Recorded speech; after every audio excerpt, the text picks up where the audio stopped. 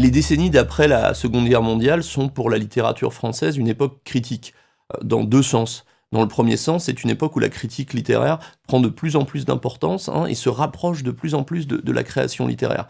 Il y a des grands écrivains critiques, comme par exemple Maurice Blanchot ou Georges Bataille. Mais c'est aussi une époque critique au sens où c'est une époque qui critique, qui remet en question les évidences, une ère du soupçon. L'ère du soupçon, c'est le titre d'un recueil d'articles de Nathalie Sarraute qui remet en question la notion même de personnage, qui lui paraît construite et périmée. Alain Robbe-Grillet, à la même époque, écrit un recueil d'articles qui s'intitule « Pour un nouveau roman », où il remet en question aussi des évidences. Et à partir de ce titre, Pour un nouveau roman, Sarraute, Robbe-Grillet et d'autres, comme Michel Butor ou Claude Simon, vont constituer un mouvement qu'on a appelé le nouveau roman. Qu'est-ce que c'est que le nouveau roman ? Ce sont ces écrivains qui veulent écrire des romans sans utiliser les méthodes et les techniques traditionnelles et en se passant d'éléments qui paraissaient obligatoires, comme le personnage, l'intrigue ou l'engagement, les idées qu'il peut y avoir dans un roman. Donc les questions qu'on peut poser à ces auteurs, c'est que reste-t-il ? Eh bien, il reste l'écriture. Donc le nouveau roman, c'est ceux qui placent l'écriture, la forme, avant tout dans le roman. Parmi eux, il faut aussi compter Samuel Beckett, le grand Samuel Beckett, qui n'est pas juste un immense dramaturge, mais qui est aussi un grand romancier. Alors le nouveau roman va servir de point de repère et de référence à toute la littérature des décennies à venir. Il y a ceux qui il y aura les pour et les contre, ceux qui considèrent que le nouveau roman a ouvert des possibles.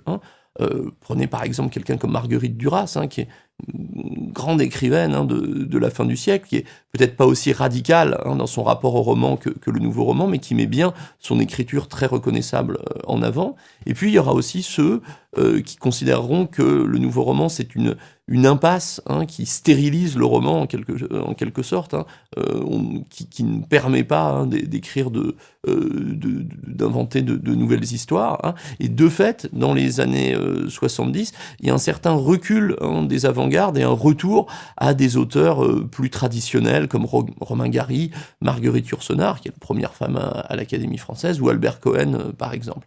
Mais un auteur comme Georges Perec et son grand roman La vie mode d'emploi, écrit à la fin des années 70, nous montre que entre l'invention formelle du nouveau roman et le plaisir de l'intrigue et de l'histoire traditionnelle, il n'y a pas d'opposition. La vie mode d'emploi, ça raconte l'histoire d'un immeuble et de tous ses habitants. Donc c'est à la fois un exploit formel digne du nouveau roman et un répertoire d'histoires toutes plus émouvantes et touchantes les unes que les autres. Donc à partir des années 80, on va voir justement des auteurs qui vont essayer de mêler, d'associer l'invention formelle et le plaisir plus classique de la narration ou de la construction de personnages. Vous avez ainsi des conteurs comme Jean-Marie Gustave Leclésio, Patrick Modiano, qui sont tous les deux prix Nobel de littérature plus tard, ou Marie Ndiaye. Vous avez aussi une vogue extrêmement forte, c'est la vogue de l'écriture de soi, que ce soit de l'autobiographie ou de l'autofiction, c'est-à-dire une forme autobiographique qui emploie les ressources de la fiction, et qui est une forme qui notamment va rencontrer l'intérêt de beaucoup d'écrivaines, beaucoup de femmes s'inscrivent dans cette voie autobiographique parce que c'est une manière de s'affirmer comme écrivaine et aussi de s'affirmer en tant que femme. Par exemple, Annie Ernaux a construit toute une grande œuvre autobiographique où parler d'elle, c'est parler des rapports de domination sociale qu'elle subit en tant que femme, donc elle s'appuie beaucoup sur la sociologie.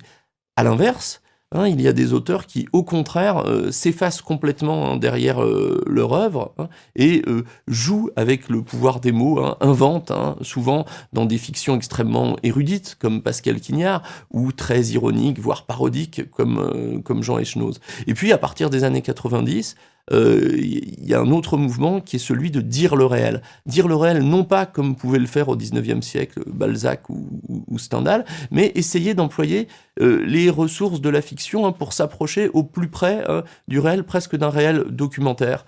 Et des auteurs comme Emmanuel Carrère ou Michel Houellebecq sont sans doute des exemples les plus célèbres de cette tendance.